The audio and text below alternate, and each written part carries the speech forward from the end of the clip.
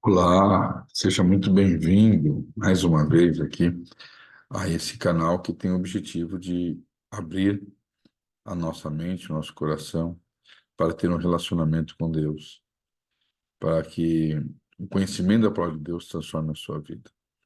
Hoje estamos falando também para os gideonitas, esse grupo tão especial que nós já conhecemos há cerca de quase 2 anos, e é muito bom. Todos os domingos aqui nós gravamos um conteúdo da Bíblia para nossa para nosso crescimento espiritual. Então, nessa ocasião, estamos dando continuidade aos estudos das 7 igrejas. Então, eu vou colocar aqui a transparência para a gente começar a compreender o assunto que vamos falar hoje. Nós estaremos hoje estudando a igreja de Pérgamo. Já estudamos a igreja de Éfeso, já estudamos a igreja de Esmirna, e hoje vamos estudar a igreja de Pérgamo. Esta igreja, e nós já falamos sobre a questão histórica, né? Que ela tem uma aplicação histórica, que ela tem 3 mensagens que são sempre repetidas em todas as cartas, né? Que Deus conhece as nossas obras, que nós temos o imperativo de vencer, aquele que vai do lado de Cristo. Isso é muito importante, porque em todas as cartas tem um vencedor. Em todas as épocas tiveram vencedores, né? Para todas as igrejas há um vencedor. E quem tem ouvidos, ouça o que o Espírito diz à igreja. O Espírito Santo, da pessoa de Cristo e Deus o Pai, falando e agindo durante toda a história e durante toda a nossa vida, para que nós possamos ter um conhecimento melhor, né? Uma vida melhor ao lado de Deus. E as 3 aplicações, né? A local, que era para aquela igreja específica, a geral, que serve para todos os crentes, todos os leitores da palavra de Deus de todas as épocas, e a histórica, que é uma fase da igreja, né? Então, nós temos aqui o gráfico que mostra exatamente o período de cada igreja, representando na história, e como ele se encaixa perfeitamente, de uma forma muito clara, né? Deus tinha uma ideia profética com as 7 igrejas do Apocalipse. E hoje vamos estudar a igreja de Pérgamo, né? Pérgamo era uma cidade muito importante da época de João, era a capital da Ásia Menor ali, e era uma cidade que ficava num monte bem alto, né? E baseado nisso, nós vamos ler então o que Deus fala aqui sobre o texto, né, que está em Apocalipse capítulo 2, versos 12 a 17. Então, se você puder aí, pegue a sua Bíblia, acompanhe comigo. Vamos fazer a leitura desta carta, né? Uma carta um pouco maior do que as outras primeiras ali, no sentido de texto, de informação, que é a carta que João manda para a igreja de Pérgamo e que tem a ver também com algumas informações para os nossos dias, especialmente para a época que nós já mostramos ali, que neste caso compreenderá do ano 313 até o ano 538. Vamos falar um pouquinho só sobre essa questão histórica já já. Então vamos fazer a leitura. Vou pedir para que você leia aí na sua Bíblia, né? Olha lá. Ao anjo, vou repetir o texto aqui, Apocalipse capítulo 2, verso 12 e 17. Ao anjo da igreja de Pérgamo descreve essas coisas e diz o que tem a espada afiada de 2 gumes. Conheço o lugar que habitas, onde está o trono de Satanás, e que conservas o meu nome e não negas a minha fé, ainda nos dias de Antipas, minha testemunha, meu fiel, o qual foi morto entre vós, e onde Satanás habita. Tenho, todavia, contra ti algumas coisas, pois que tens aí os que sustentam a doutrina de Balaão, ao qual ensinava a Balaque a armar ciladas diante dos filhos de Israel, para comerem coisas sacrificadas aos ídolos e praticarem a prostituição. Outros sim também, tu tens os que dá Da mesma forma, sustentam a doutrina dos nicolaítas. Nós já falamos aqui sobre os nicolaítas, mas vou repetir. Portanto, arrepende e, se não, venha a ti sem demora, e contra eles pelejarei com a espada da minha boca. Quem tem ouvidos, ouça o que o Espírito diz à igreja. Ao vencedor, dar-lhe-ei do maná escondido, bem como lhe darei uma pedrinha branca, e sobre essa pedrinha escrito um novo nome, o qual ninguém conhece, exceto aquele que recebe. Muito bem, um texto maior hoje, né? Algumas informações importantes. Vocês estão vendo aqui ó, algumas ruínas de Pérgamo, mas tem um ponto muito especial das ruínas que tem a ver um pouquinho com o que nós vamos falar aqui nesta manhã, né? Veja bem, havia alguns deuses que eram adorados nessa cidade. Zeus era conhecido como o maior de todos os deuses, mas havia também outros deuses, né? Eu estou me valendo aqui, irmãos, olha, este livro aqui, tá? Do livro Revelação de Jesus Pastor, chamado Ranko Stefanovic, tá bem? Nós temos aqui também o nosso comentário bíblico adventista, tá? Também sobre o tema. E as pesquisas de uma vida, né? Estamos sempre pesquisando, estamos sempre buscando informações, né? E é muito importante que nós entendamos um pouco sobre a questão histórica daquela cidade, né? Eu vou colocar aqui uma outra transparência, né? Outras ruínas aí da biblioteca. Tirando Alexandria, que foi a maior biblioteca da história antiga dessa época, essa era a segunda maior biblioteca do mundo da época, né? Contando com aproximadamente 200 mil livros. Depois Alexandria foi destruída, né? Por Júlio César ali, por uma tentativa de mostrar aí a sua capacidade bélica, né? Júlio César criou as catapultas e jogou pedras inflamadas e pegou fogo na biblioteca de Alexandria, que era o xodó da sua esposa, Cleópatra, e isso deve ter rendido assim umas boas brigas entre os dois, né? Mas a segunda maior biblioteca da época era Pérgamo, né? E estão aí umas fotos das ruínas hoje, de como era essa biblioteca, né? Muito bem. Antes de nós entrarmos, eu vou fazer aqui algumas explicações. Eu já falei ali dos 200 mil livros, né? Que de rolos era a forma como se escrevia naquela época. Isso era muito caro, né? Então era uma cidade muito rica, tinha muita capacidade. E nós temos aqui a primeira cidade que estipulou a adoração ao César, ao imperador vivo, né? Isso já um pouquinho antes da época de Jesus Cristo.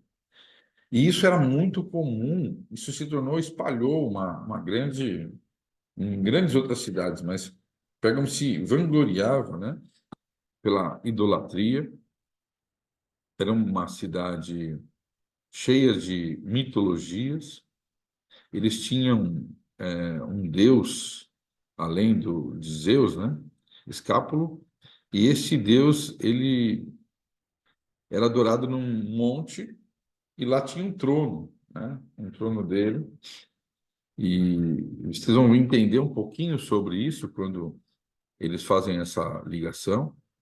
Também, um dos maiores médicos da história estava ali.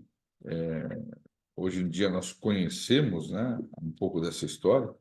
Eu vou até procurar aqui o nome desse médico.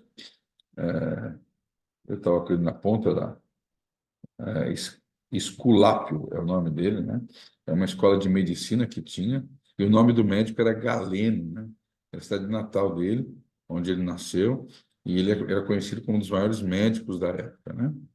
E Galeno, então, se tornou um famoso médico do mundo antigo, porque ele tinha essa biblioteca, ele tinha muitas informações, e vocês sabem que até hoje o símbolo da medicina, e não estou falando mal aqui, por favor, né, dos médicos, né, nada, não tem nada a ver com isso, graças a Deus vocês existem, mas o símbolo da medicina até hoje tem uma serpente, né, que tem uma origem nessa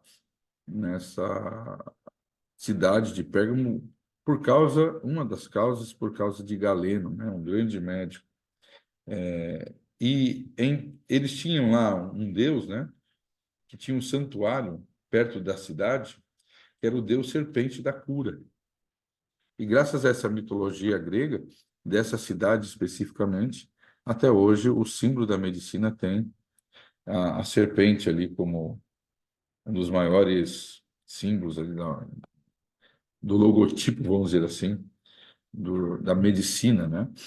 Então, é muito importante a gente entender um pouquinho essa questão cultural também. E nessa situação tinha ali um, um trono, né? Nesse deus chamado Esculápio, em homenagem também à medicina da época. Bom, Pérgamo instituiu o primeiro culto, então, ao imperador, tinha um dos maiores médicos da época, influenciou até no logotipo ali da medicina. Havia outros deuses, mas Zeus era considerado um dos maiores deuses. Esse lugar vai por ser a capital da Ásia, né? Esse era o ponto comercial mais importante ali deles. Eles eram conhecidos como a capital de toda a região ali. E tinha uma cultura forte, né? Uma corte que julgava os prisioneiros com severidade. Era o centro das regiões místicas ali, orientais, que vieram da Pérsia, da Babilônia. Até mesmo tinha influências egípcias ali. E tinha muito tempos pagãos. E a Bíblia fala de um homem chamado Antipas, que foi testemunha dele. Antipas também tinha sido o pastor dessa igreja, o qual, na época que João escreve, já havia ocorrido o fato de ele ter sido sacrificado, né? Ele foi queimado no ventre de um bezerro, de um latão aquecido, e ele morreu queimado ali dentro desse latão, né? E aí vem uma frase muito importante: conserva o meu nome e não negaste a minha fé. Nós temos que entender agora, contextualizar, além da questão social, além da questão relacionada ali ao paganismo daquela época, né? O texto bíblico traz alusão a Balaão, na reprovação desta carta, né? Tenho contra ti algumas coisas que tens aí aos que sustentam a doutrina de Balaão. Também tu tens os que, da mesma forma, sustentam a doutrina dos Nicolaítas. Você deve se lembrar, no Antigo Testamento, Balaão foi contratado por um rei para que ele pudesse amaldiçoar o povo de Deus. E é uma história muito rica, tem muitas informações, mas, na verdade, a doutrina de Balaão aqui era a mistura entre o certo e o errado. E os nicolaítas tinham a ver com o fato de que os nicolaítas pregavam abertamente que você podia fazer o que você quisesse da sua vida, que não haveria regras, não tem que guardar mandamento, você pode viver uma vida cristã do jeito que você achar que tem que ser.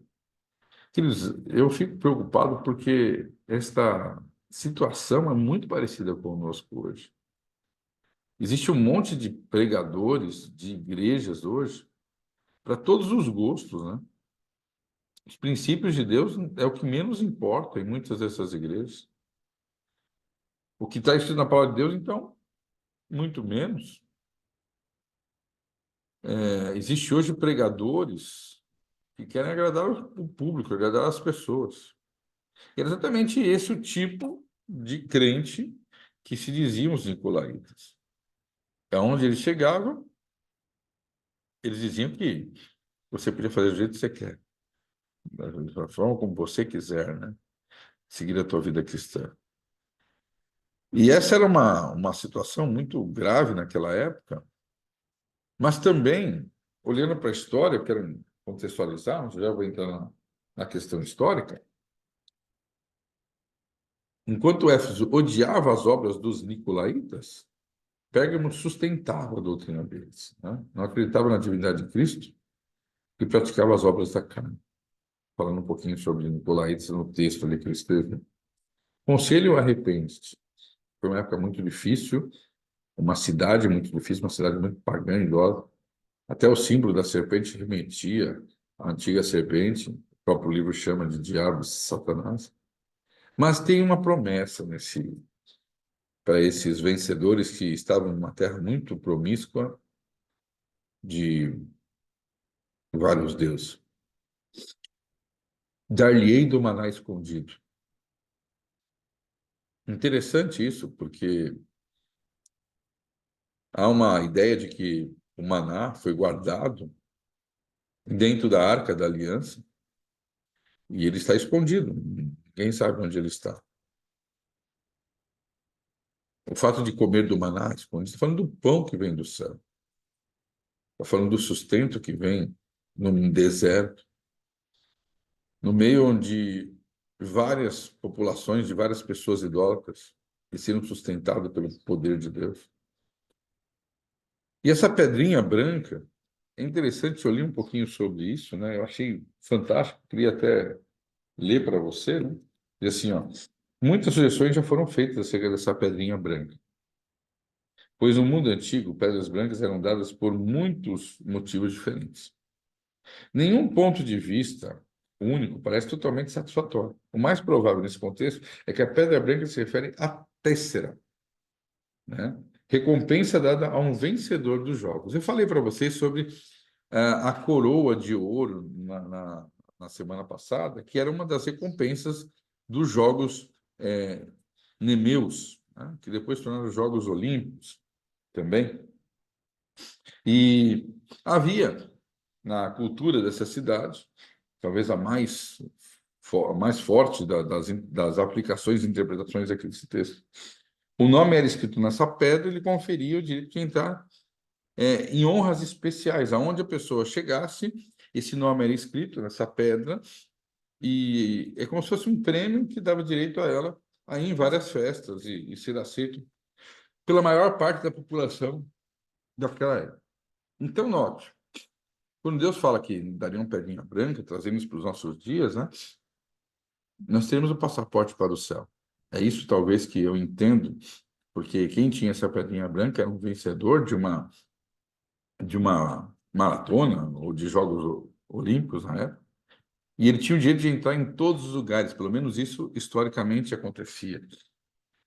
E um nome novo, esse nome novo era para diferenciar, né? Que você fosse exclusivo, né? E que só você conhecesse o significado. É uma promessa muito bonita, que nós queremos que quando chegarmos ao céu, Deus vai nos dar um nome especial, que só nós conheceremos o significado verdadeiro dele, né? Então, entrando na questão histórica agora, a questão envolvendo a data que nós marcamos, inicial e final, nós encontramos aqui um período bem difícil para a igreja, porque aqui começa uma coisa que nós chamamos de sincretismo religioso. O que é um sincretismo religioso? Em todas as épocas, o inimigo de Deus tentou misturar a verdade pura com a mentira, ou com o famoso jeitinho que nós falamos, né, de fazer as coisas como você quer. E naquela época, vocês se lembram que na semana passada nós falamos sobre a igreja de Esmirna? Esmirna foi uma igreja que passou por muitos momentos difíceis. Fora perseguida, mas você vê que é uma igreja que não tem reprovação, só tem elogio e promessa. E diante disso, eu quero lembrar você que, historicamente, houve um momento em que a perseguição cessou. Constantino pretensamente se converte, ele descobre que quanto mais mata cristãos, né, mais surge cristãos.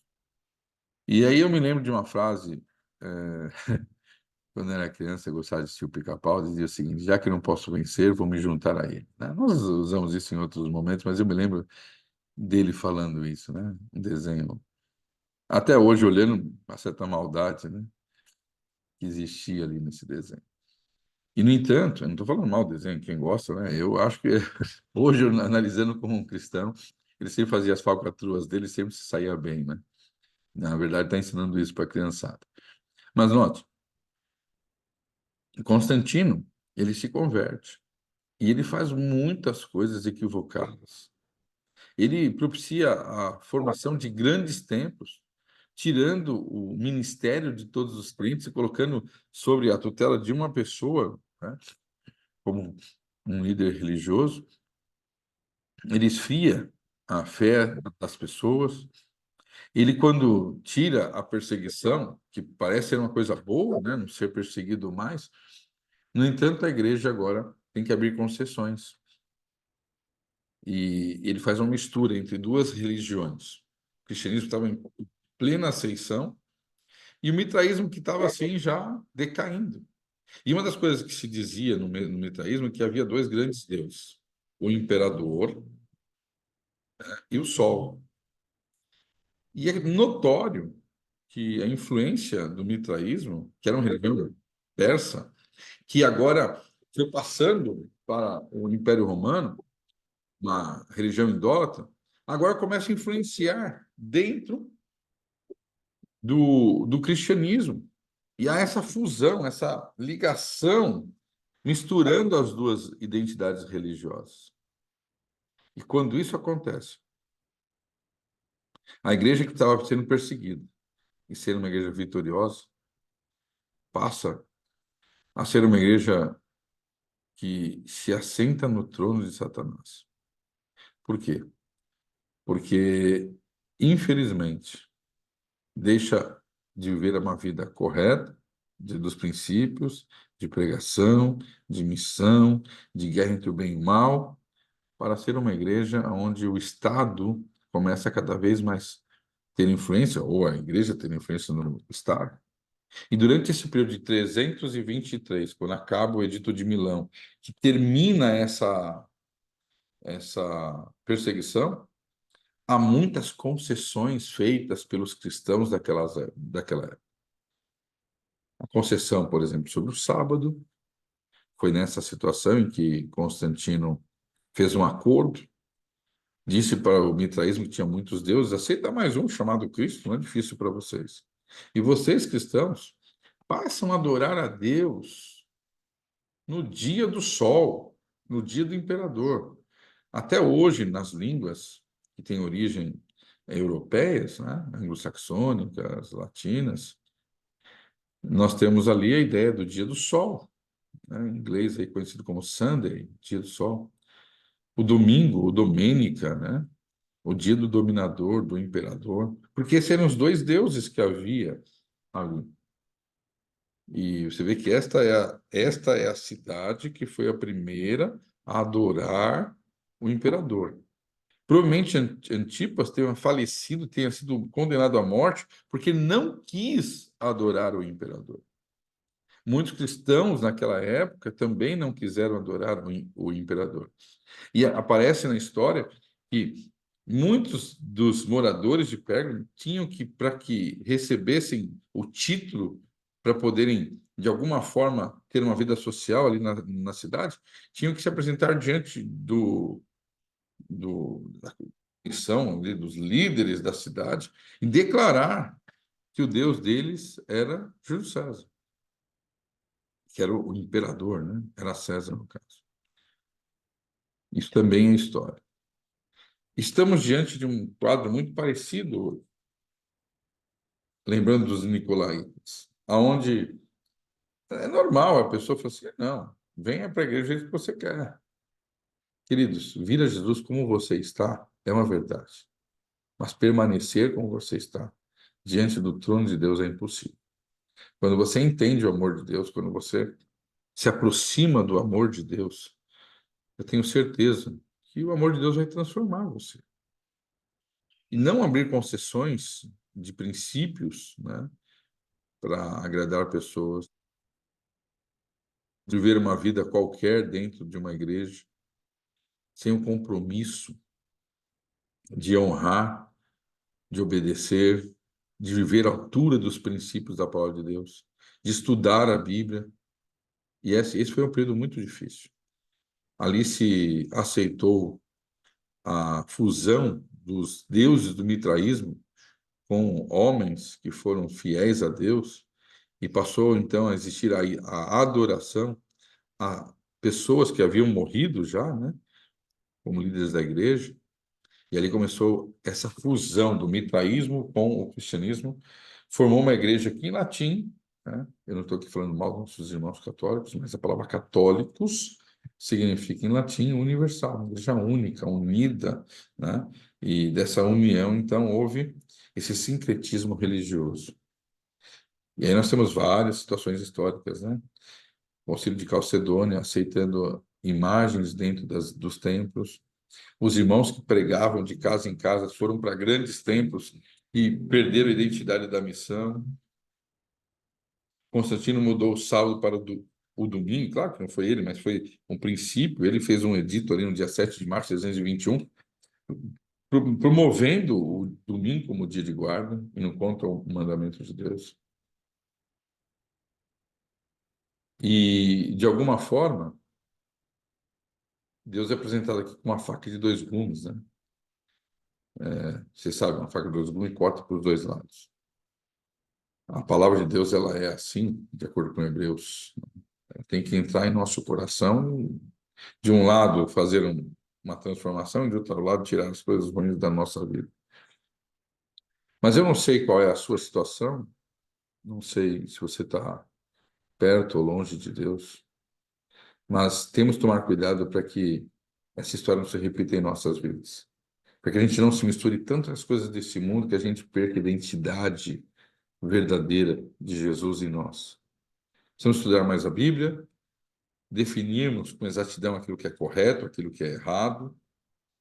Vivemos um mundo onde tudo é normal e chegamos ao ponto de fazer concessões que eram princípios que são da palavra de Deus.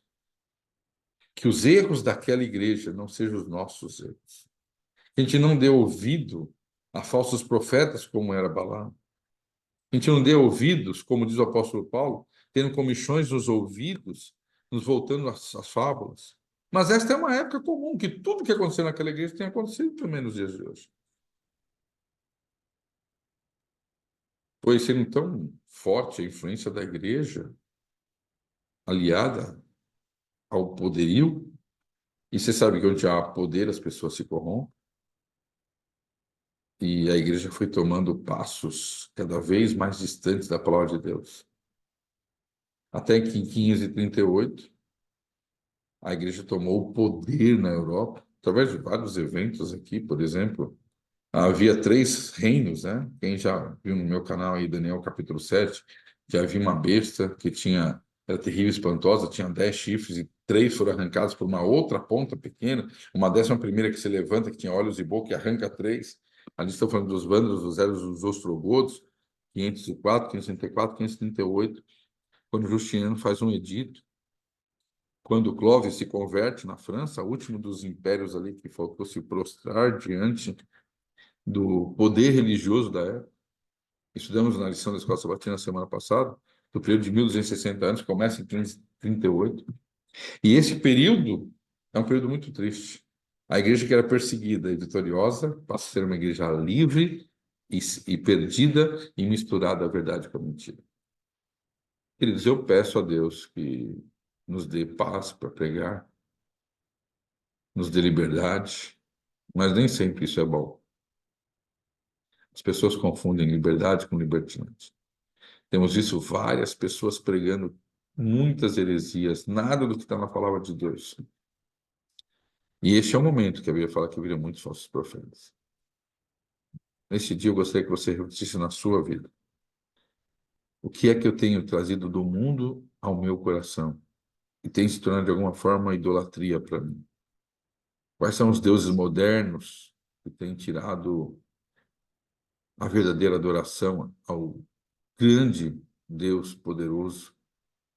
Será que eu tenho adorado mais a coisas, a pessoas, a um trabalho? Será que o meu tempo está mais voltado para assistir séries?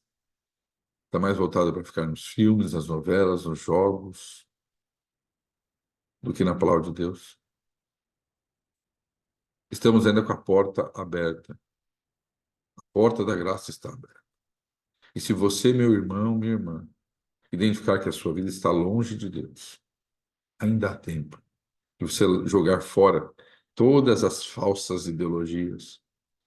Aquelas ideologias que assim, eu acho que não tem problema. Deus mudou. As coisas são diferentes. Se você olhar por esse outro ângulo, tudo certo. Princípios não se negociam. A verdade é a mesma. Estamos vendo uma época em que precisamos voltar aos princípios da palavra de Deus. Por obediência também, mas por amor. Que a sua vida possa estar na promessa de um dia receber um novo nome. Porque você foi um vitorioso. Você correu na batalha, né? Na maratona, você se esforçou para obedecer. E talvez você tenha vencido um pecado muito difícil para você. Eu estou envolvido com mais de 60 pessoas, ajudando essas pessoas a largarem o vício do crack, da maconha, do álcool, do fumo. E eu vejo desespero nesses corações, através do olhar deles. Eles querem ser libertos.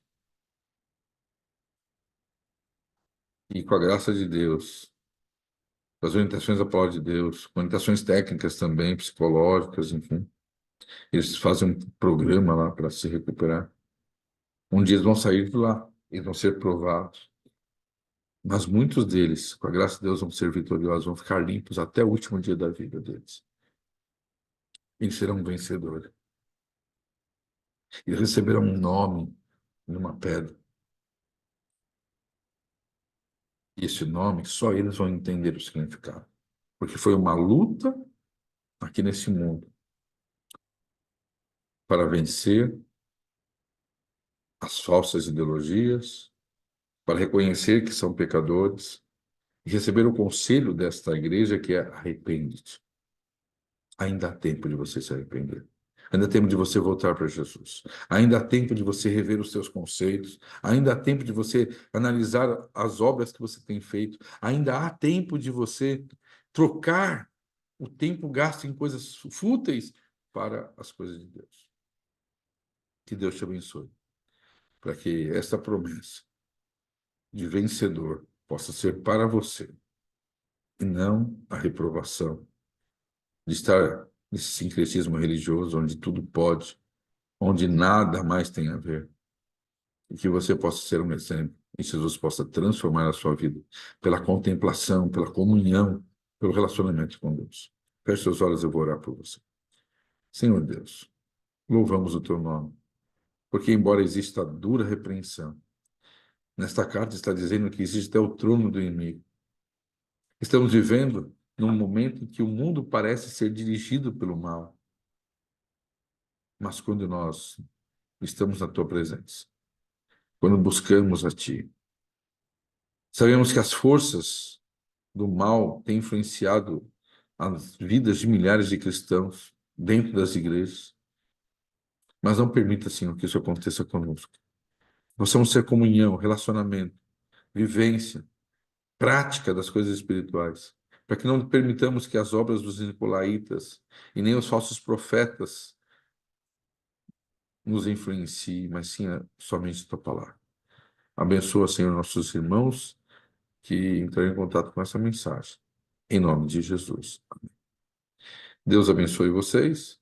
Hoje eu não sei porque não consegui ter contato com os gideonitas, mas eu abri aqui rapidamente um canal no Zoom para poder gravar para você e trazer essa mensagem. Que Deus te abençoe e que a palavra de Deus esteja no seu coração.